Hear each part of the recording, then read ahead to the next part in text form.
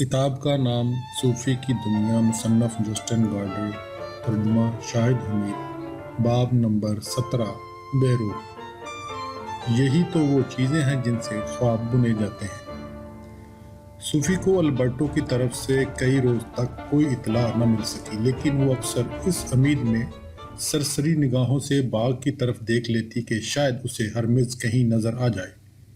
उसने अपनी अम्मी को बताया था कि कुत्ते ने घर का रास्ता खुद ही ढूंढ लिया था। इत्तेफाक से उसका मालक उसका फिजिक्स का साबिक उस्ताद था और उसने उसे अपने घर मदऊ कर लिया था। उसने उसे निज़ाम शमसी और नई साइंस के मतलब जो 16वीं सदी में फल फूल रही थी बहुत कुछ बताया था। अलबत्ता जो अन्ना से उसने ज़रा खुलकर बातें की, उसने उसे अपने अल्बर्टो के यहाँ जाने, वहाँ डाक डब्बे के ऊपर पोस्ट कार्ड पाने और वापसी पर 10 क्राउन के सिक्के के मिलने के मतलब बताया। अलबत्ता उसने हेल्डे और उसकी तलाई सलीब के मतलब, जिस पर मसीह की तस्वीर कुंदा थी, जो ख्वाब देखा था वो अपने तक ही महदूद रखा। 29 मई बरोज़ मंगल सूफी बावर्ची खाने में खड़ी बर्तन धो रही थी। उसकी अम्मी निशिस्ती कमरे में टेलीविज़न पर खबरें देखने चली गई थी। जब खबरों का इब्तदाई हिस्सा ख़त्म हो गया, उसे बावर्ची खाने में सुनाई दिया कि नॉर्वे की UN बटालियन का कोई मेजर गोला लगने से हिलाक हो गया है। सूफी ने बर्तन पोंछने का तौलिया मेज पर फेंका और लपक चपक नशिस्ती कमरे में पहुंच गई। अगली खबर शुरू होने से चंद सेकंड पेशतर वो अक़वाम मुत्तहिदा के अफसर के चेहरे की एक झलक देखने में कामयाब हो गई। उफ नहीं, उसकी बेख्तियार चीख निकल गई। उसकी अम्मी उसकी तरफ मुतवज्जा हुई। हाँ, जंग है ही बड़ी खौफनाक चीज़। सूफी के टिप टिप आंसू बहने लगे। लेकिन सूफी मामला इतना भी ख़राब नहीं। उन्होंने उसका नाम पढ़कर सुनाया था। हाँ, बताया तो था, लेकिन मुझे याद नहीं रहा। मेरा ख्याल है वो गर्म स्टेट का रहने वाला था। गर्म स्टेट? क्या ये वही तो नहीं जिसे लिले सेंड कहा जाता है? बिल्कुल नहीं, तुम अहमकाना बातें कर रही हो। अगर कोई शख्स रहता गर्म स्टेट हो, वो तालीम हासिल करने लिले सेंड तो जा सकता है। उसके आंसू थम चुके थे, लेकिन अब रद्द अमल ज़ाहिर करने की बारी उसकी अम्मी की थी। वो अपनी कुर्सी से उठी और उसने टीवी बंद कर दिया। सूफी, मामला क्या है? कुछ नहीं। नहीं क्यों नहीं? ज़रूर कुछ ना कुछ है। तुम्हारा लाजमन कोई बॉयफ्रेंड है और मुझे शुबा होने लगा है कि वो उम्र में तुमसे कहीं बड़ा है। क्या तुम लबनान में किसी शख्स को जानती हो? नहीं, सही मायनों में पूछें तो नहीं। क्या तुम किसी ऐसे शख्स के जो लबनान में रहता हो बेटे से मिलती हो? नहीं, बिल्कुल नहीं। बेटा छोड़, मेरी तो कभी उसकी बेटी से भी मुलाकात नहीं हुई। किसकी बेटी? ये आपका मामला नहीं। मेरा ख्याल है कि है। बजाय इसके कि सवाल आप पूछे, मेरा ख्याल है कि शायद चंद सवाल मुझे पूछना चाहिए। पापा कभी घर क्यों नहीं आते? कहीं ये बात तो नहीं कि आप में तलाक लेने का हौसला नहीं? मुमकिन है कि आपका अपना कोई बॉयफ्रेंड हो और आप कतन न चाहती हूँ कि मुझे या पापा को उसके मुतल्लक कुछ मालूम हो, वगैरह वगैरह। इस किस्म के कितने ही मज़ीद सवाल हैं जो मैं आपसे पूछना चाहती हूँ। मेरा ख्याल है कि हमें आपस में गुफ्तगू करने की ज़रूरत है। हो सकता है, लेकिन फ़िलहाल मैं बहुत थक चुकी हूँ। मैं सोना चाहती हूँ और मुझे कपड़े आना शुरू हो गए हैं। सूफी अपने कमरे में भाग गई। उसका रोने को जी चाहता था, लेकिन यूं ही वो बाथरूम से फारग हुई और कंबलों में सिमट समटा कर लेट गई, उसकी अम्मी उसकी ख्वाबगाह में आ गई। सूफी ने ज़ाहिर तो यही करना चाहा कि वो सो रही है, लेकिन वो अच्छी तरह जानती थी कि उसकी अम्मी को भी यकीन नहीं आएगा। वो जानती थी कि उसकी अम्मी जानती है कि सूफी जानती है कि उसकी अम्मी कभी उसका यकीन नहीं करेगी। ताहम उसकी अम्मी ने भी झूठ मूठ यही जाहिर किया कि सूफी सो चुकी है। वो सूफी के पलंग के किनारे पर बैठ गई और उसके बाल सहलाने लगी। सूफी सोच रही थी कि बेयक वक्त दो किस्म की ज़िंदगी गुजारने से कितनी पेचीदगियाँ पैदा हो जाती हैं। उसे उस दिन का शिद्दत से इंतज़ार था जब उसका फ़लसफ़े का निसाब अपने इख्तिताम को पहुँच जाएगा। उसे तवक्का बंधने लगी कि शायद ये उसकी सालगिरह आते आते ख़त्म हो जाए, या कम अज़ कम वस्ते गर्मा से एक रोज़ पहले, जब हेल्डे का बाप लुबनान से घर पहुँचेगा। मैं अपनी सालगिरह पर पार्टी करना चाहती हूँ, उसने अचानक कहा। ज़रूर करो, बड़ी अच्छी तजवीज़ है। किसे किसे बुलाओगी? बेशुमार लोगों को। इजाज़त है? बिल्कुल, हमारे बाग में बड़ी गुंजाइश है। हमें उम्मीद रखना चाहिए कि तब तक मौसम खुशगवार रहेगा। सबसे बढ़कर मैं ये चाहूँगी कि यह पार्टी वस्त गर्मा से एक रोज़ पहले हो। बहुत अच्छा, हम यही करेंगे। یہ بڑا اہم دن ہے، صوفی نے کہا۔ وہ محض اپنی سالگرہ کے بارے میں نہیں سوچ رہی تھی۔ واقعہ یہ ہے، مجھے محسوس ہو رہا ہے میں پچھلے چند دنوں میں خاصی بڑی ہو گئی ہوں۔ یہ تو بڑی اچھی بات ہے نا؟ پتہ نہیں۔ صوفی جب باتیں کر رہی تھی اس نے اپنا سر تکیے میں گھسیڑ رکھا تھا۔ اب اس کی امی نے کہا، صوفی اتنا تو بتاؤ کہ تم اس وقت اتنی اکھڑی اکھڑی کیوں نظر آ رہی ہو؟ جب آپ 15 برس کی تھی آپ کی کیفیت ایسی کبھی نہیں ہوئی تھی۔ شاید ہوئی ہو لیکن تمہیں معلوم ہے کہ میں کیا پوچھ رہی ہوں۔ صوفی نے اچانک پینترا بدلا اور اپنی امی کے روبرو بیٹھ گئی۔ کتے کا نام ہرمز ہے، اس نے کہا۔ واقعہ جس شخص کا یہ کتا ہے اس کا نام البرٹو ہے، سمجھی؟ وہ پرانے شہر میں رہتا ہے۔ تم کتے کے ساتھ اتنی دور گئی تھی؟ اس میں کوئی خطرہ تو تھا نہیں؟ تم نے کہا تھا کہ کتا یہاں اکثر آتا رہتا ہے۔ میں نے یہ کہا تھا؟ اب اسے سوچنا تھا۔ وہ حتی الوسع زیادہ سے زیادہ بتانا چاہتی تھی لیکن وہ سب کچھ نہیں بتا سکتی تھی۔ آپ بھی تو گھر پر کوئی خاص نہیں ہوتی، اس نے جرأت سے کہا۔ نہیں، میں بے حد مصروف ہوں۔ البرٹو اور ہرمز یہاں کئی بار آ چکے ہیں۔ کس لیے؟ کیا وہ کبھی گھر کے اندر بھی آئے ہیں؟ آپ ایک وقت میں ایک سوال نہیں پوچھ سکتی۔ انہوں نے کبھی اندر قدم نہیں رکھا لیکن وہ اکثر سیر کے لیے جنگل میں نکل جاتے ہیں۔ کیا یہ اتنی ہی پراسرار بات ہے؟ نہیں، بالکل نہیں۔ جب وہ سیر کے لیے جاتے ہیں دوسروں کی طرح وہ بھی ہمارے دروازے کے سامنے سے گزرتے ہیں۔ ایک روز جب میں اسکول سے گھر پہنچی میں نے کتے کو پچکارا اور یوں میری البرٹو سے واقفیت ہو گئی۔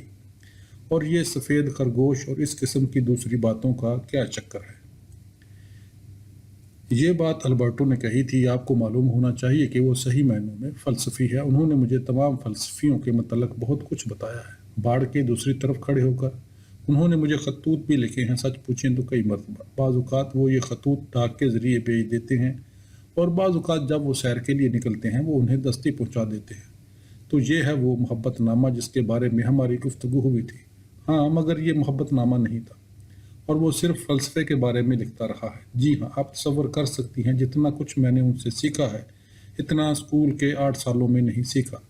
مثلا کیا آپ نے کبھی گی اور دانو برنو کے متعلق سنا ہے جسے سن 1600 میں کھمبے کے ساتھ باندھ کر زندہ جلا دیا گیا تھا؟ یا آپ نے کبھی نیوٹن کے آفاقی کلیہ تجاذب کے متعلق سنا ہے؟ نہیں، میں بے شمار باتیں نہیں جانتی اور میں شرط لگانے کو تیار ہوں آپ کو اتنا بھی معلوم نہیں کہ زمین سورج کے گرد کیوں گھومتی ہے اور یہ آپ کا اپنا سیارہ ہے۔ اس کی عمر کیا ہوگی؟ میں نے کبھی سوچا نہیں، شاید 50، لیکن اس کا لبنان سے کیا تعلق ہے؟ یہ ذرا ٹیڑھا سوال تھا۔ صوفی نے بڑے انہماک سے سوچا۔ اس موقع پر غالباً جو کہانی مناسب ہو سکتی تھی اس نے اسی کا سہارا لیا۔ البرٹو کا ایک بھائی ہے، وہ اقوام متحدہ کی کسی بٹالین میں میجر ہے اور اس کا للے سینڈ میں گھر ہے۔ شاید وہ وہی میجر ہو جو کبھی میجر کی کٹھیا میں رہا کرتا تھا۔ البرٹو مضحکہ خیز قسم کا نام ہے نا؟ شاید اطالوی معلوم ہوتا ہے۔ خیر، اس سے کیا فرق پڑتا ہے؟ ہر وہ چیز جس کی کوئی اہمیت ہے یا تو یونان سے آئی ہے یا پھر اطالیہ سے، لیکن وہ تو ناروی بولتا ہے۔ جی ہاں، بڑی روانی سے۔ صوفی، تمہیں معلوم ہے میں کیا کہنا چاہتی ہوں؟ میرا خیال ہے تمہیں کسی روز البرٹو کو گھر بلانا چاہیے۔ میں کبھی کسی سچے فلسفی سے نہیں ملی ہوں۔ سوچیں گے، یہ بھی تو ہو سکتا ہے کہ تم اسے اپنی سالگرہ کی پارٹی پر بلا لو۔ اگر 2 نسلیں آپس میں مل بیٹھیں کتنا مزہ آئے گا۔ پھر شاید میں بھی آ جاؤں، کم از کم میں مہمانوں کی خاطر تواضع میں تو ہاتھ بٹا سکوں گی۔ اچھی تجویز نہیں؟ بشرطی کا وہ آنے پر راضی ہو جائیں۔ ان سے گفتگو کرنے میں جو لطف آتا ہے مجھے اپنی جماعت کے لڑکوں کے ساتھ کبھی نہیں آتا۔ بات صرف یہ ہے کہ کیا ان لڑکوں پر شاید بھوت سوار ہو جائیں اور وہ سمجھنے لگیں کہ وہ شاید میرے نئے بوائے فرینڈ ہیں۔ پھر کم از کم مجھے تو بتا دو کہ وہ ہے یا نہیں۔ خیر، ہمیں سوچنا پڑے گا۔ ہاں، ہمیں سوچنا پڑے گا۔ اور ہاں صوفی، میرے اور تمہارے پاپا کے مابین تعلقات ہمیشہ خوشگوار نہیں رہے، لیکن میں اتنا ضرور کہہ سکتی ہوں کہ میری زندگی میں کبھی کوئی دوسرا مرد نہیں آیا۔ امی، مجھے اب سونا ہے، میرا سارا جسم اکڑ چکا ہے۔ ایسپرین کی گولی چاہیے؟ جی ہاں، بہت مہربانی ہوگی۔ جب اس کی امی گولی اور پانی کا گلاس لے کر آئی صوفی سو چکی تھی۔ 31 مئی کو جمعرات تھی۔ صوفی کو سپہر کی کلاسوں میں بڑی ذہنی مشقت جھیلنا پڑ رہی تھی۔ جب سے اس نے فلسفے کا نصاب شروع کیا تھا بعض مضامین میں اس کی کارکردگی بہتر ہو گئی تھی۔ عام طور پر اکثر مضامین میں اس کے گریڈ اچھے ہی ہوتے تھے، لیکن حال ہی میں ریاضی کے سوا یہ اور بھی بہتر ہو گئے تھے۔ انہیں ایک مضمون لکھنے کو ملا تھا، پچھلے پیریڈ میں وہ انہیں واپس مل گیا تھا۔ صوفی نے اپنے مضمون کے لیے سائنس اور ٹیکنالوجی کا موضوع انتخاب کیا تھا۔ صوفی نے نشاط ثانیہ اور سائنسی پیش رفت، فطرت کے متعلق نئے نقطہ نظر اور فرانس بیکن پر جس نے کہا تھا کہ علم قوت ہے، صفوں کے صفحے سیاہ کر ڈالے تھے۔ اس نے اس بات کی نشاندہی کرنے کے لیے خاص احتیاط سے کام لیا کہ تجربی طریقہ کار صنعتی ایجادات سے پہلے وجود میں آیا تھا۔ ٹیکنالوجی کے متعلق اس نے جو کچھ سوچا اور لکھا تھا اس میں وہ باتیں بھی شامل تھیں جو معاشرے کے لیے اچھی نہیں۔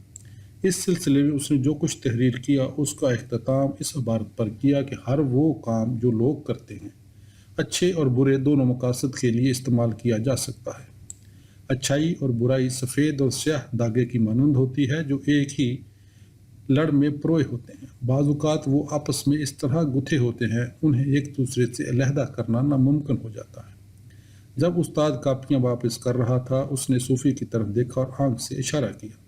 اسے A گریڈ ملا تھا اور اس کے ساتھ ہی یہ تبصرہ بھی، تم نے یہ سب کچھ کہاں سے سیکھا ہے؟ جب وہ وہاں کھڑا تھا صوفی نے اپنا پین نکالا اور جلی حروف میں کاپی کے حاشیے پر لکھا، میں فلسفہ پڑھ رہی ہوں۔ جب وہ دوبارہ اپنی کاپی بند کر رہی تھی اس میں سے کوئی چیز اچھلی اور نیچے گر پڑی۔ یہ لبنان کا پوسٹ کارڈ تھا۔ ڈیئر ہیلڈے، جب تم یہ خط پڑھو گی، یہاں جو المناک موت واقع ہوئی ہے ہم اس کے متعلق پہلے ہی ٹیلی فون پر بات کر چکے ہوں گے۔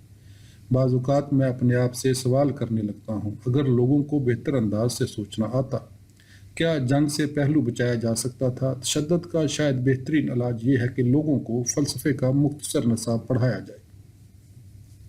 کیا یہ بہتر نہیں ہوگا کہ اقوام متحدہ کی زیر نگرانی فلسفے کی جیبی کتاب تیار کی جائے اور دنیا کے تمام نئے شہریوں کو ان کی اپنی زبان میں اس کا ایک ایک نسخہ فراہم کر دیا جائے؟ میں اپنی یہ تجویز اقوام متحدہ کے سیکرٹری جنرل کو پیش کروں گا۔ تم نے ٹیلی فون پر بتایا تھا کہ تم اپنی اشیاء کو زیادہ کرینے سے سنبھالنے لگی ہو۔ میں بہت خوش ہوں کیونکہ میں نے تم سے زیادہ بد سلیقہ لڑکی کہیں نہیں دیکھی۔ پھر تم نے بتایا تھا کہ ہماری سابقہ گفتگو کے بعد تم نے جو واحد چیز گنوائی ہے وہ ایک 10 کراؤن کا سکہ تھا۔ مجھ سے جو کچھ بن پڑا میں اسے ڈھونڈنے میں تمہاری مدد کروں گا۔ اگرچہ میں بہت دور ہوں، وطن میں میرا ایک مددگار موجود ہے۔ اگر مجھے یہ سکہ کہیں مل گیا میں اسے تمہارے سالگرہ کے تحفے میں رکھ دوں گا۔ پاپا کی طرف سے پیار، جسے محسوس ہو رہا ہے کہ وہ وطن واپسی کے طویل سفر پر پہلے ہی روانہ ہو چکا ہے۔ صوفی ابھی بمشکل کارڈ پڑھ پائی تھی کہ آخری گھنٹی بج گئی۔ ایک بار پھر اس کے خیالات میں ہلچل بپا ہو چکی تھی۔ جوانا کھیل کے میدان میں اس کا انتظار کر رہی تھی۔ گھر واپس جاتے راستے میں صوفی نے اپنا بستہ کھولا اور جوانا کو تازہ ترین کارڈ دکھایا۔ اس پر کس تاریخ کی مہر ہے؟ جوانا نے پوچھا۔ غالباً 15 جون۔ نہیں، ادھر دیکھو، 30/5/90 درج ہے۔ یہ تو کل کی تاریخ ہے، لبنان میں میجر کی ہلاکت کے اگلے روز کی۔ مجھے یقین نہیں آتا کہ لبنان سے کوئی پوسٹ کارڈ ایک دن میں ناروے پہنچ سکتا ہے، خاص طور پر جب اس خلاف معمول پتے ہیلڈے مولر کیننگ بتوسط صوفی احمد سین فورولیا جونیئر ہائی اسکول کو پیش نظر رکھا جائے۔ تمہارے خیال میں یہ ڈاک سے آیا ہوگا اور ٹیچر نے اسے عجلت سے تمہاری کاپی میں گھسیٹ دیا۔ کچھ سمجھ میں نہیں آ رہا۔ مجھے تو یہ بھی معلوم نہیں کہ مجھ میں ان سے پوچھنے کا حوصلہ بھی ہے یا نہیں۔ اس کے بعد پوسٹ کارڈ کے متعلق مزید کوئی بات نہ ہوئی۔ میں وسط گرما سے ایک روز پہلے اپنے باغ میں پارٹی کا اہتمام کر رہی ہوں، صوفی نے کہا۔ لڑکوں کو بلاؤ گی؟ صوفی نے کندھے اچکا دیے۔ ہمیں بدترین احمقوں کو بلانے کی ضرورت نہیں، لیکن تم جیرمی کو تو بلاؤ گی اگر تم چاہتی ہو۔ ہاں، چلتے چلتے یہ بتا دیتی ہوں کہ میں شاید البرٹو کنوکس کو دعوت نامہ بھیج دوں۔ پاگل ہو گئی ہو کیا؟ مجھے معلوم ہے۔ ان کی گفتگو یہیں تک پہنچی تھی کہ سپر مارکیٹ آ گئی۔ یہاں سے راستے الگ الگ ہو گئے۔ گھر پہنچنے کے بعد صوفی نے پہلا کام یہ کیا کہ ہر میز کی تلاش میں ادھر ادھر نظریں دوڑائی۔ وہ واقعہ وہاں موجود تھا اور سیب کے درختوں میں یہاں وہاں سونگتا پھر رہا تھا۔ ہر میز کتا ایک سیکنڈ کے لیے بالکل ساکت کھڑا ہو گیا۔ صوفی کو صحیح معلوم تھا کہ اس ایک سیکنڈ کے دوران میں کیا ہو رہا ہے۔ کتا اس کی پکار سن چکا، آواز پہچان چکا اور یہ دیکھنے کا فیصلہ کر چکا تھا کہ کیا وہ صوفی وہاں موجود ہے۔ جب وہ اس کا پتہ لگا چکا وہ اس کی طرف بھاگنے لگا۔ آخر میں اس کی چاروں ٹانگوں سے کچھ اس قسم کی دمک سنائی دینے لگی جیسے چوب کے طبل پر پڑنے سے آتی ہے۔ ایک سیکنڈ کے دوران میں جو کچھ ہوا وہ کیا بہت کچھ تھا۔ وہ جست لگا کر اس کے پاس پہنچ گیا۔ اس نے مجنونانہ انداز سے اپنی دم ہلائی اور اس کا چہرہ چاٹنے کے لیے اوپر کی طرف اچھلا۔ ہرمز اتنی ہوشیاری نہ دکھاؤ، نیچے نیچے اترو۔ ارے یہ کیا کر رہے ہو؟ اپنی رال سے میرے کپڑے گندے مت کرو، بدماش شریر، صبر، بس یہ ٹھیک ہے۔ صوفی گھر کے اندر چلی گئی، جھاڑیوں سے کلانچے برتی شری کان بھی پہنچ گئی۔ اسے اجنبی ایک آنکھ نہیں باتے تھے اور وہ ان کے بارے میں بہت محتاط رہتی تھی۔ صوفی نے اس کی بلیوں کی خوراک باہر رکھ دی، بجری گار طوطوں کے برتن میں پرندوں کے کھانے کے بیج ڈالے، کچھوے کے لیے سلاد کا پتہ نکالا اور اپنی امی کے نام ایک رکا تحریر کیا۔ اس نے لکھا کہ وہ ہرمز کو اس کے گھر پہنچانے جا رہی ہے اور 7 بجے تک واپس آ جائے گی۔ وہ روانہ ہو گئے اور شہر کے بیچوں بیچ چلنے لگے۔ اس مرتبہ صوفی نے اپنے ساتھ کچھ رقم لے جانا یاد رکھا۔ وہ سوچ رہی تھی کہ اسے کتے کے ساتھ بس میں سوار ہو جانا چاہیے یا نہیں، تاہم اس نے فیصلہ کیا کہ اس معاملے میں انتظار کرنا اور البرٹو سے پوچھ لینا بہتر ہوگا۔ جب وہ آگے ہی آگے جا رہے تھے، وہ سوچ رہی تھی کہ جانور اصل میں ہے کیا، کتے اور انسان کے مابین فرق کیا ہے۔ اسے ارسطو کے الفاظ یاد آ گئے۔ اس نے کہا تھا کہ انسان اور حیوان دونوں فطری جاندار مخلوق ہیں اور دونوں میں بے شمار مشترک خصائص ہیں، لیکن انسانوں اور حیوانوں کے مابین ایک بڑا واضح فرق ہے، اور وہ فرق یہ ہے کہ حیوان کے برعکس انسان استدلال کر سکتا ہے۔ وہ یہ بات اتنے وثوق سے کیسے کہہ سکتا تھا؟ اس کے برعکس دیموکریٹس کا خیال تھا کہ انسان اور حیوان حقیقتاً ایک دوسرے سے تقریباً مشابہ ہیں، کیونکہ دونوں کی ساخت ایٹموں سے ہوئی ہے، اور وہ سمجھتا تھا کہ انسانوں اور حیوانوں دونوں میں کوئی غیر فانی روح نہیں ہوتی۔ اس کے خیال کے مطابق روحیں ایٹموں سے تشکیل پاتی ہیں جو لوگوں کی موت کے بعد ادھر ادھر بکھر جاتی ہیں۔ یہی وہ شخص تھا جو کہتا تھا کہ انسان کی روح لانفک طور پر اس کے دماغ کے ساتھ پیوست ہوتی ہے، لیکن روح ایٹموں سے کیسے بنائی جا سکتی ہے؟ روح کوئی ایسی چیز تو ہے نہیں جسے جسم کے دیگر اعضاء کی طرح چھوا جا سکتا ہو۔ یہ تو کوئی روحانی یا غیر مادی چیز ہے۔ وہ پہلے ہی مین اسکوائر کو پیچھے چھوڑائے تھے اور اب پرانے شہر کے قریب پہنچ رہے تھے جب صوفی نے اس فٹ پاتھ پر قدم رکھا جہاں سے اسے 10 کراؤن کا سکہ ملا تھا۔ بے اختیار اس کی نظر نیچے پتھروں کی طرف چلی گئی، اور عین اسی جگہ جہاں وہ نیچے جھکی اور جہاں سے اس نے 10 کراؤن کا سکہ اٹھایا تھا، ایک پوسٹ کارڈ پڑا تھا۔ اس کے جس رخ پر تصویر تھی وہ اوپر کی طرف تھی۔ تصویر میں کوئی باغ دکھایا گیا تھا جس میں پام اور مالٹے کے درخت کھڑے تھے۔ صوفی نیچے جھکی اور اس نے پوسٹ کارڈ اٹھا لیا۔ ہرمز یوں غرانے لگا جیسے اسے صوفی کا کارڈ کو ہاتھ لگانا پسند نہ آیا ہو۔ کارڈ پر تحریر تھا: ڈیئر ہیلڈے، زندگی بیک وقت اتفاق سے پیش آنے والے واقعات کی لمبی زنجیر پر مشتمل ہے۔ یہ بالکل ہی ناممکن امر نہیں کہ تم نے 10 کراؤن کا جو سکہ کھویا تھا وہ غیر متوقع طور پر یہاں آ پہنچا ہو۔ ممکن ہے کہ یہ للے سینٹ کے چوک میں کسی بڑھیا کو مل گیا ہو جو کرسچن سینٹ جانے والی بس کا انتظار کر رہی ہو۔ کرسچن سینٹ سے اس نے اپنے پوتے پوتیوں یا نواسے نواسیوں سے ملنے کے لیے گاڑی پکڑی ہو، اور کئی گھنٹوں کی مسافت کے بعد اس سے یہ سکہ یہاں نیو اسکوائر میں کھو گیا ہو۔ پھر یہ ممکن ہے کہ اسی روز یہ کسی لڑکی نے اٹھا لیا ہو جسے گھر پہنچنے کے لیے بس پکڑنا تھی، اور یوں جسے واقعہ اس کی ضرورت تھی۔ ہیلڈے کوئی کچھ نہیں کہہ سکتا کہ دراصل ہوا کیا تھا، لیکن اگر صحیح صورتحال یہی تھی، پھر آدمی کو پوچھنا چاہیے کہ کیا ہر چیز کے پیچھے مشیت ایزدی تو کار فرما نہیں؟ پاپا کی طرف پیار جسے محسوس ہو رہا ہے کہ اس کا جسم نہ صحیح، اس کی روح وطن میں للے سینٹ کے گارڈ پر بیٹھی ہے۔ بس نوشت، میں کہہ چکا ہوں کہ میں 10 کراؤن کا سکہ تلاش کرنے میں تمہاری مدد کروں گا۔ پوسٹ کارڈ کے جس رخ پر پتہ درج ہوتا ہے اس پر لکھا ہوا تھا: ہیلڈے مولر کنگ، متوسط اتفاقیہ طور پر پہنچنے والی راہگیر۔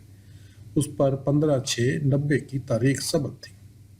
صوفی ہرمز کے پیچھے پیچھے سیڑھیاں پھلانگنے لگی۔ جو ہی البرٹو نے دروازہ کھولا وہ بولی: میرے راستے سے ہٹ جائیں، ڈاکیا آ گیا ہے۔ اسے محسوس ہو رہا تھا اس کے پاس غصہ کھانے کی ہر وجہ موجود ہے۔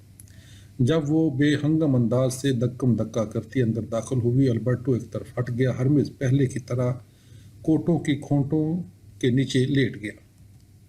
بیٹی، میجر نے کوئی مزید وزٹنگ کارڈ بھیج دیا ہے۔ صوفی نے اس کی طرف نگاہیں اٹھائیں۔ اس نے دیکھا کہ اس مرتبہ اس نے کسی اور عہد کے ملبوسات زیب تن کر رکھے ہیں۔ اس کے سر پر لمبے اور کنگریلے بالوں کی وگ تھی۔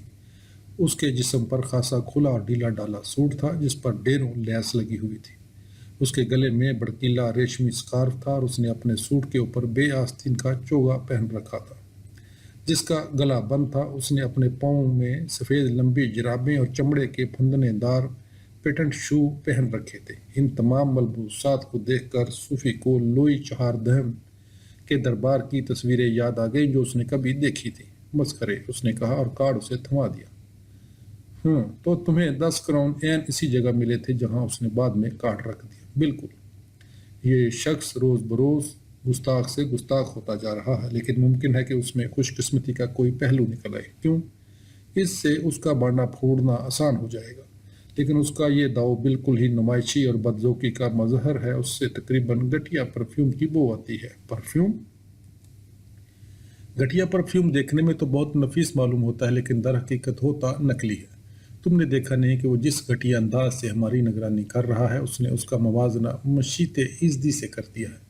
اس نے کارڈ ذرا اوپر اٹھایا اور پھر اسے پرزے پرزے کر ڈالا، اس اندیشے کے پیش نظر کہ کہیں وہ اس کا مزاج مزید برہم نہ کر دے۔ وہ اس کارڈ کا ذکر کرنے سے محترز ہی رہی جو اسکول میں اس کی کاپی سے نکل کر نیچے گر پڑا تھا۔ آؤ اندر چل کر بیٹھتے ہیں، وقت کیا ہوا ہے؟ 4 بج چکے ہیں۔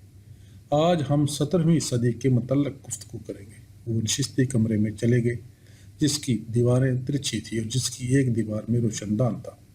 صوفی نے دیکھا کہ اس نے پچھلی مرتبہ جو اشیاء باہر رکھی ہوئی تھی وہ اٹھا لی گئی تھی اور ان کی جگہ بالکل مختلف اشیاء پڑی تھی۔ کافی کی میز پر ایک چھوٹا سا ڈبہ پڑا تھا، اس کا شمار نوادرات میں کیا جا سکتا تھا اور اس میں اینکوں کی طرح طرح کے شیشے تھے۔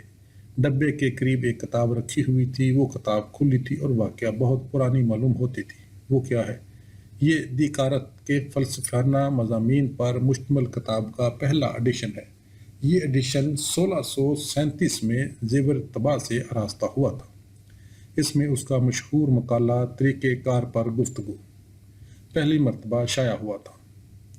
یہ کتاب میری خاص الخاص اور انتہائی قیمتی املاک میں شامل ہے اور میں اسے ہرز جاں بنا کر رکھتا ہوں۔ اور یہ ڈبہ، اس میں لینزوں، عدسوں، دیکھنے کے شیشوں کا ذخیرہ ہے۔ اس قسم کے لینز صرف میرے پاس ہے، کسی اور کے پاس نہیں۔ انہیں ولندیزی فلسفی سپینوزا نے لگ بھگ 17ویں صدی کے وسط میں سکیل کیا تھا۔ یہ بے انتہا قیمتی تھے اور آج بھی میری پیش پہا املاک میں شمار ہو سکتے ہیں۔ مگر مجھے معلوم ہو جائے کہ سپینوزا اور دیکارت کون تھے، پھر میں شاید بہتر طور پر اندازہ لگا سکوں گی کہ یہ اشیاء کتنی قیمتی ہیں۔ بالکل، لیکن پہلے ہمیں اس عہد کو جان لینا اور سمجھ لینا چاہیے جس میں یہ رہتے تھے۔ بیٹھ جاؤ۔ وہ انہی نشستوں پر بیٹھ گئے جن پر وہ گزشتہ ملاقات کے دوران میں بیٹھے تھے۔ صوفی نے بازوؤں والی بڑی کرسی سنبھال لی اور البرٹو کنوس صوفے پر متمکن ہو گیا۔ دونوں کے درمیان میں کافی کی میز پڑی تھی، کتاب اور ڈبہ اسی میز پر دھرے ہوئے تھے۔ البرٹو نے اپنی وک اتار دی اور اس نے اسے لکھنے کی ڈیسک پر رکھ دیا۔ ہم 17ویں صدی کے، یا جسے ہم عام طور پر بیروق عہد کہتے ہیں، بارے میں گفتگو کریں گے۔ بیروق عہد کیسا عجیب نام ہے۔ لفظ بیروق جس لفظ سے مشتق ہے اسے پہلے بے قاعدہ شکل کے موتی پرل کو بیان کرنے کے لیے استعمال کیا جاتا تھا۔ بے قاعدگی بیروق آرٹ کا خاص الخاص وصف ہے۔ نشاط ثانیہ کے دور کا آرٹ نسبتاً کہیں سیدھا سادہ اور آسانی سے سمجھ میں آنے والا تھا، اور ہم آہنگی اس کی خاص خوبی تھی۔ اس کے مقابلے میں بیروق آرٹ تقابلی یا متباین شکلوں پر مشتمل ہوتا تھا۔ مجموعی طور پر 17ویں صدی کا نمایاں وصف ایسے تضادات کے مابین کشمکش ہے جنہیں ایک دوسرے کے ساتھ ہم آہنگ کرنا خاصا ٹیڑھا کام تھا۔ ایک طرف تو نشاط ثانیہ کی دائمی رجائیت تھی اور دوسری طرف ایسے لوگوں کی بھی کمی نہیں تھی جو رہبانیت اور نفس کشی کے پردے میں دنیا کی تمام نعمتوں کو اپنے اوپر حرام قرار دے کر دوسری انتہا پر چلے جاتے تھے۔ لیکن آرٹ اور حقیقی زندگی میں بھی ہمیں بظاہر طرح دار، مرصع اور پرجلال لیکن حقیقتاً نمائشی شکلیں ملتی ہیں، جبکہ اسی زمانے میں ایک ایسی خانقاہی تحریک نے پر پرزے نکالے جس نے دنیا سے بالکل ہی منہ موڑ لیا۔ دوسرے الفاظ میں عظیم الشان فلک بوس محلات اور دور دراز واقع خانقاہیں دونوں ہی، ہاں یقیناً کہہ سکتی ہو، بیروق عہد کی ایک مقبول عام کہاوت لاطینی ترکیب کریپ ڈائم دنیا کو اپنے قبضے میں لے لو تھی۔ ایک اور لاطینی ترکیب جس کا بکثرت حوالہ دیا جاتا تھا میمنٹو موری تھی۔ اس کا مطلب ہے یاد رکھو تم نے ایک روز مرنا ہے۔ آرٹ میں تصویر اس طرح بنائی جاتی تھی کہ ایک طرف انتہائی پرتعیش طرز زندگی دکھائی جاتی اور دوسری طرف کسی کونے میں چھوٹی سی کھوپڑی کی شکل بھی بنا دی جاتی۔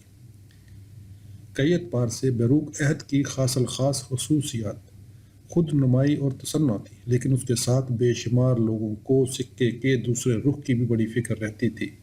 انہیں اشیاء کی بے ثبات فطرت سے بہت تشویش ہوتی تھی، یعنی وہ اچھی طرح جانتے تھے کہ ہمارے گرد و پیش جو حسن و جمال ہے وہ چند روزہ ہے اور ایک روز فنا ہو جائے گا۔ یہ بالکل صحیح ہے۔ کتنے افسوس کی بات ہے کہ کسی چیز کو ثبات حاصل نہیں۔ تم بالکل اسی طرح سوچتی ہو جس طرح 17ویں صدی کے بہت سے لوگ سوچتے تھے۔ بیروق عہد ایک لحاظ سے سیاسی معنوں میں بھی کشمکش کا زمانہ تھا۔ یورپ کو جنگوں نے تخت و تاراج کر دیا تھا۔ بدترین 30 سالہ جنگ تھی جو 1618 سے 1648 تک بھڑکتی رہی۔ در حقیقت یہ ایک جنگ نہیں تھی بلکہ جنگوں کا سلسلہ تھا جس نے جرمنی کا خاص طور پر برکس نکال دیا۔ اس 30 سالہ جنگ کا ایک اہم نتیجہ یہ برآمد ہوا کہ فرانس بتدریج یورپ کی غالب قوت بن گیا۔ یہ جنگیں کیوں ہوئیں؟ بڑی حد تک تو یہ جنگیں پروٹسٹنٹوں اور رومن کیتھولکوں کے درمیان تھی، لیکن ان کا ایک پہلو سیاسی قوت کا حصول بھی تھا، کم و بیش لبنان کی طرح۔ جنگوں کے علاوہ 17ویں صدی عظیم طبقاتی اختلافات کا بھی زمانہ تھا۔ مجھے یقین ہے تم نے ورسائی دربار اور فرانسیسی امرا کے بارے میں ضرور کچھ نہ کچھ سنا ہوگا، لیکن یہ مجھے معلوم نہیں کہ تم نے فرانسیسی عوام کی غربت کے بارے میں بھی کچھ پڑھا سنا ہے یا نہیں۔ لیکن جمال و جلال کی ہر نمائش سے پہلے قوت کی نمائش لازماً ہوتی ہے۔ اکثر کہا گیا ہے کہ بیروق عہد کی سیاسی صورتحال اس کے آرٹ اور فن تعمیر سے مختلف نہیں تھی۔ بیروق عہد کی عمارتوں کا نمایاں وصف کثیر تعداد میں ان کے مرصع اور زیبائشی کونے اور طاقچے تھے۔ اس سے قدرے ملتے جلتے انداز سے سیاسی صورتحال کا نمایاں وصف سازشیں، ریشہ دوانیاں اور اعلیٰ شخصیتوں کے قتل تھے۔ کیا سویڈن کے ایک بادشاہ کو تھیٹر میں قتل نہیں کیا گیا تھا؟ تم گستاف سوم کے متعلق سوچ رہی ہو۔ جو کچھ میں کہہ رہا ہوں یہ اس کی اچھی مثال ہے۔ گستاف سوم کا قتل 1792 سے پہلے نہیں ہوا، لیکن حالات بالکل بیروق عہد کے تھے۔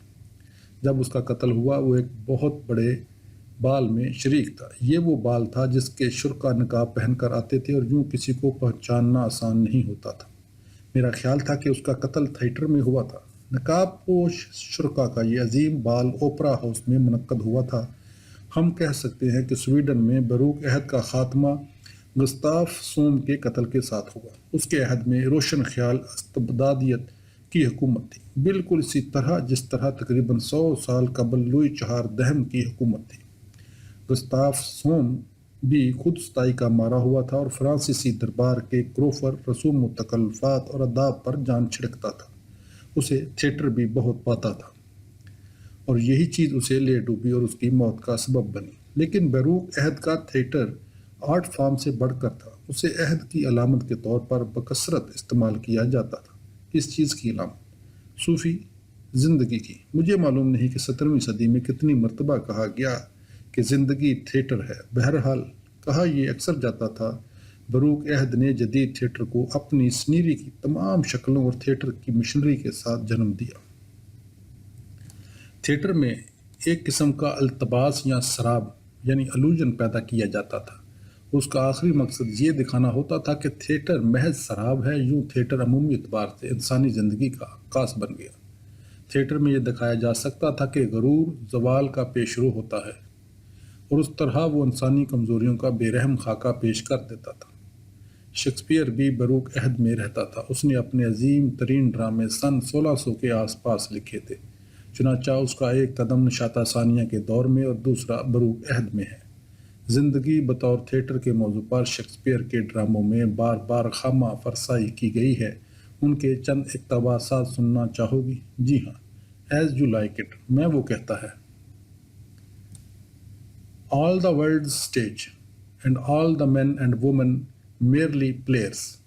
They have their exits and their entrances, and one man in his time plays many parts.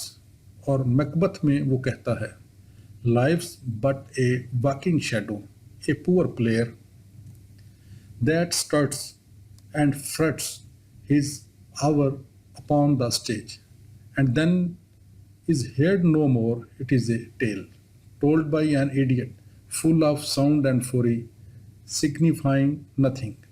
If کتنی قنوتی باتیں ہیں.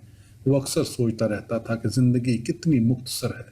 تم نے شیکسپیئر کا مشہور ترین مصرع تو سنا ہی ہوگا, to be or not to be, that is the question. ہاں, یہ ہیملٹ کی زبان سے ادا ہوا تھا. ایک روز ہم دھرتی پر چل پھر رہے ہوتے ہیں اور اگلے روز ہم مر چکے اور یہاں سے جا چکے ہوتے ہیں. شکریہ, مجھے نقطہ سمجھ میں آ گیا. جب بیروق عہد کے شاعر زندگی کا موازنہ اسٹیج سے نہیں کر رہے ہوتے تھے, وہ اس کا موازنہ خوابوں سے کرنے لگتے. مثلا شیکسپیئر کہتا ہے ہم وہ چیزیں ہیں جن سے خواب بنے جاتے ہیں اور ہماری مختصر زندگی کا انجام نیند پر ہوتا ہے. یہ تو بڑی شاعرانہ بات ہے. ہسپانوی ڈرامہ نگار کالدیران دلا بارکا نے جو سن 1600 میں پیدا ہوا تھا, ایک ڈرامہ زندگی خواب ہے, لائف از اے ڈریم کے عنوان سے لکھا تھا. اس میں وہ کہتا ہے زندگی کیا ہے, جنون زندگی کیا ہے, سراب سایہ, کہانی اور عظیم ترین اچھائی بالکل ناکافی ہوتی ہے کیونکہ زندگی خواب ہے. شاید وہ صحیح کہتا ہو. ہم نے اسکول میں ایک ڈرامہ پڑھا تھا, اس کا نام چیپ آن دا ماؤنٹ تھا. ہاں, لڈووگ ہولبرگ کا. ہاں, وہ سیکنڈ نویا کی قداور شخصیت تھا. بیروق عہد جس طرح روشن خیالی کے عہد میں تبدیل ہوا, اس کی تحریروں سے اندازہ لگایا جا سکتا ہے.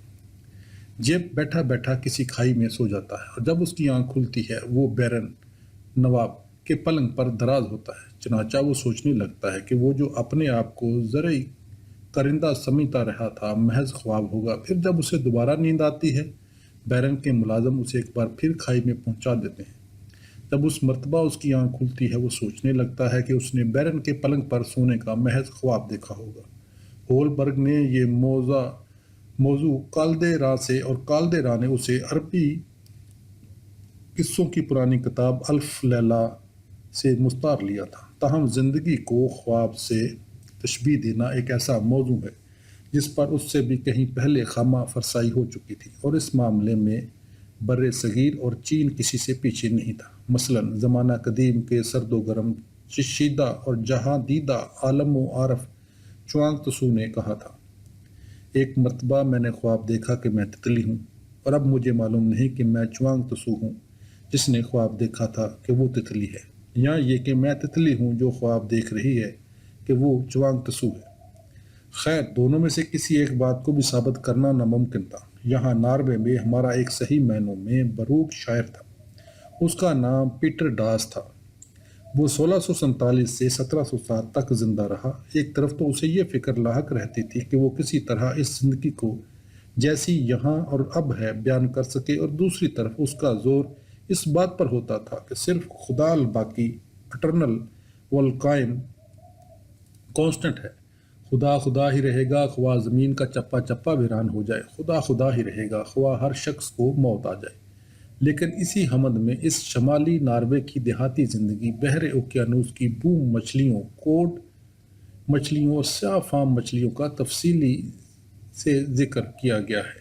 ایک حاصل خاص بیروق وصف ہے کہ ایک ہی سانس میں زمینی, یہاں کی اور اب کی اشیاء اور سماوی اور اخروی اشیاء کا بیان کر دیا جاتا ہے.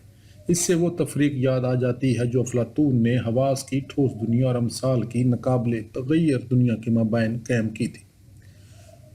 ان لوگوں کا فلسفہ کیا تھا؟ ان کے فلسفے کی نمایاں خصوصیات بھی ایک دوسرے سے کلہم متضاد فکری اسالیب کے مابین زبردست کشمکش ہے. جیسا کہ میں پہلے بیان کر چکا ہوں کہ بعض فلسفیوں کا ایک عام تھا کہ جو کچھ موجود ہے وہ فطرت کے اعتبار سے اصلاً روحانی ہے. اس نقطہ نظر کو عینیت آئیڈیلزم کہا جاتا ہے. اس سے متضاد نقطہ نظر کو مادیت مٹریلزم کہا نام دیا جاتا ہے. اس سے مراد وہ فلسفہ ہے جس کا دعویٰ ہے کہ تمام حقیقی اشیاء ٹھوس مادی ماووں سے تشکیل پاتی ہیں. 17ویں صدی میں بھی مادیت کے بے شمار حمایتی اور کشیدہ اخواہ موجود تھے. ان میں غالباً سب سے زیادہ بااثر انگریز فلسفی ٹامس ہوبز تھا. اس کا عقیدہ تھا کہ تمام مظاہر جن میں انسان اور حیوان بھی شامل ہیں محض اور محض مادے کے ذرات پر مشتمل ہیں. بلا کہ انسانی شعور یا روح بھی دماغ میں موجود ننھے ننھے ذرات کی حرکت سے متشکل ہوتی ہے۔ تو دیموکریٹوس نے جو کچھ 2000 سال قبل کہا تھا وہ اس سے متفق تھا۔ عینیت اور مادیت دونوں ایسے موضوع ہیں جو فلسفے کی تاریخ میں ہمیشہ موجود رہے ہیں، لیکن ان دونوں موضوعات کا ذکر اتنے واضح انداز سے کبھی نہیں ہوا تھا جتنا کہ باروک عہد میں ہوا۔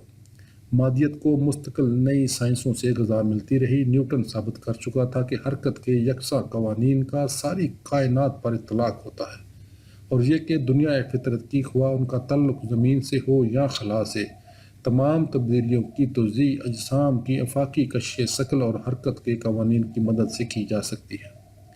ہر چیز پر یکساں ناقابل شکست قوانین یا یکساں میکانیت یعنی میکانزم حاوی ہیں۔ چنانچہ اصولی طور پر تمام قدرتی تبدیلیوں کو ریاضیاتی صحت کے ساتھ ماپنا ممکن ہے، اور یوں نیوٹن نے اس چیز کو جسے ہم عالم کا میکانیکی نظریہ میکنسٹک ورلڈ ویو کہتے ہیں مکمل کر دیا۔ کیا وہ دنیا کا کوئی بڑی مشین تصور کرتا تھا؟ وہ واقعہ یہی سمجھتا تھا۔ لفظ میکینک یونانی لفظ میکین سے مشتق ہے جس کا مطلب مشین ہے۔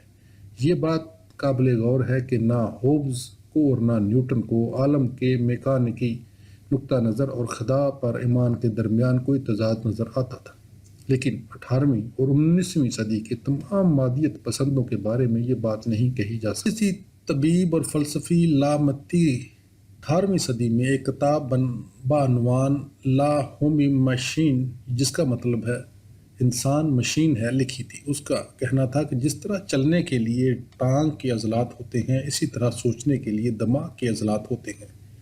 بعد ازاں فرانسیسی ریاضی دان لاپلاس نے ایک انتہا پسندانہ میکانیکی نقطہ نظر پیش کر دیا۔ اس نے کہا تھا، اگر کسی معینہ وقت پر ذہانت کو مادے کے تمام ذرات کی پوزیشن کا علم ہو جاتا، کوئی چیز بھی نامعلوم نہ رہتی، اور مستقبل اور ماضی دونوں کھلی کتاب کی طرح اس کے سامنے موجود ہوتے۔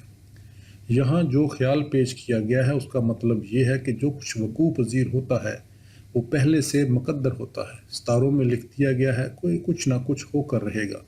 اسے فلسفہ جبریت کہتے ہیں۔ تو ان کے خیال کے مطابق آزاد منشا نام کی کوئی چیز نہیں، وہ سمجھتے تھے کہ ہر چیز، یہاں تک کہ ہمارے خیالات اور خواب بھی، مشینی عمل کی پیداوار ہیں۔ 19ویں صدی کے جرمن مادیت پسندوں نے دعویٰ کیا تھا کہ خیال کا دماغ کے ساتھ وہی رشتہ ہوتا ہے جو پیشاب کا گردوں سے یا جو پتے کا جگر سے ہوتا ہے، لیکن پیشاب اور پتا تو مادی اشیاء ہیں جبکہ خیالات نہیں۔ یہاں تمہاری گرفت میں بنیادی نوعیت کی چیز آ گئی ہے۔ میں اسی چیز کے متعلق تمہیں ایک کہانی سنا سکتا ہوں۔ ایک مرتبہ ایک روسی خلا نورد اور ایک روسی نیورو سرجن، امراض دماغ کا سرجن، کے مابین مذہب پر بحث ہو رہی تھی۔ نیورو سرجن عیسائیت میں ایمان رکھتا تھا جبکہ خلا نورد نہیں۔ خلا نورد نے کہا، میں کئی مرتبہ خلا میں جا چکا ہوں لیکن مجھے کبھی خدا نظر آیا نہ فرشتے۔ نیورو سرجن نے جواب دیا، میں بے شمار لائق فائق دماغوں کے آپریشن کر چکا ہوں لیکن مجھے خیال نام کی کبھی ایک چیز بھی نظر نہیں آئی، لیکن اس سے یہ ثابت نہیں ہوتا کہ خیالات موجود ہی نہیں ہوتے۔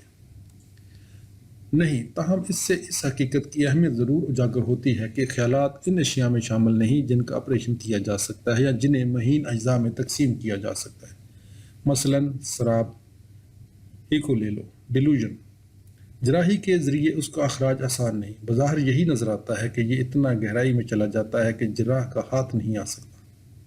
17ویں صدی کے ایک اہم فلسفی لائبنٹس نے اس طرف توجہ دلائی کہ مادی اور روحانی اشیاء کے مابین صحیح فرق یہ ہے کہ مادی اشیاء کو مہین سے مہین ترین اجزاء میں منقسم کیا جا سکتا ہے، لیکن روح کو تو دو حصوں میں بھی تقسیم نہیں کیا جا سکتا۔ نہیں، اس مقصد کے لیے آپ کس قسم کا نشتر استعمال کریں گے؟ اور برٹو نے نفی میں محض سر ہلا دیا۔ کچھ دیر بعد اس نے اپنے دونوں کے بیچ میز کی طرف اشارہ کیا اور کہا، 17ویں صدی کے دو عظیم ترین فلسفی دیکارت اور سپینوزا تھے، وہ بھی روح اور جسم کے مابین تعلق جیسے سوالات سے نبرد آزما رہے، اور اب ہم ان کا ذرا تفصیل سے مطالعہ کریں گے، پھر شروع ہو جائیں۔ لیکن اتنا یاد رکھیں کہ مجھے 7 بجے گھر پہنچنا ہے، امی انتظار کر رہی ہوگی۔ جاری ہے۔